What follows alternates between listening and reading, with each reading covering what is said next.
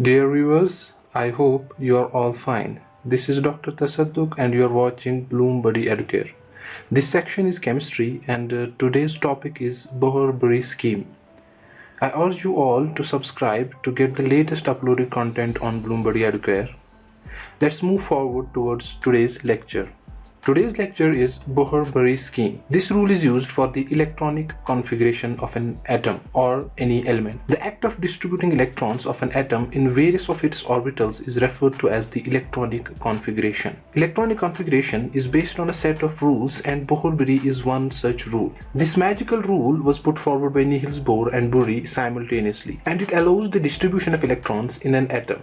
According to this rule, the maximum number of electrons is always equal to 2n square in an orbit, where n stands for the principal quantum number. So in an atom, for example, for the Bohr's atom, the K, L, M and N shells means that the quantum number is 1, 2, 3 and 4. So the number of electrons in each of these shells will be given by 2n square. So that means 2 into 1 square, here 2 into 2 square, 2 into 3 square and 2 into 4 square.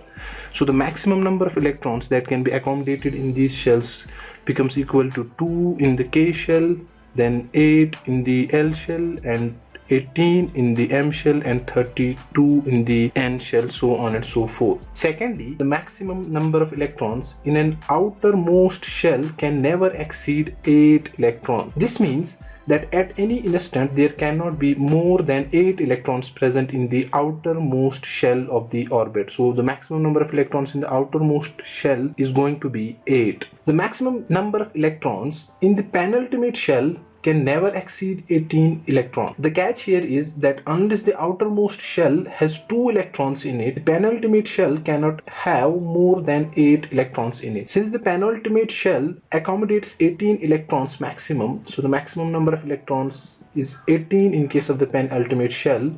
So when this shell fills completely, that's 18 electrons, only then the extra electrons are added to the outermost shell. Fourthly, a new orbit starts to fill with electrons only when the outermost orbit gets filled with 8 electrons. It's important to note that all the noble gas elements have 8 electrons or a complete octet in their outermost shell. This kind of configuration makes noble gases more stable and chemically inactive in nature, while all other elements except noble gases are reactive chemically because they always have a tendency to achieve octet or be more stable.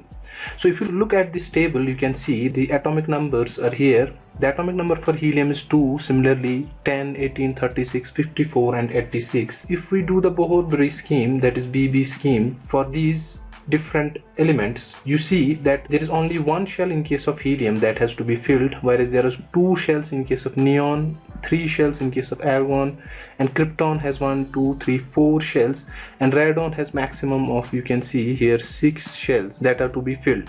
So the maximum number of electrons in the first shell is going to be 2, 8, 18 and then 18 and then 8 finally in case of the xenon. Note that the noble gases have even atomic numbers and octets are present in neon onwards only. So you can see the octets are present in case of the neon onwards only. So the last shell has always an octet in this case. That's why they are more stable. Helium does not have an octet because there are not enough electrons in it. So the maximum number of electrons in the shell for a helium is a duplet only. This concludes our today's lecture. Thank you for watching Bloomberry Educare. Do share and subscribe our channel. Until next lecture, take care of yourself.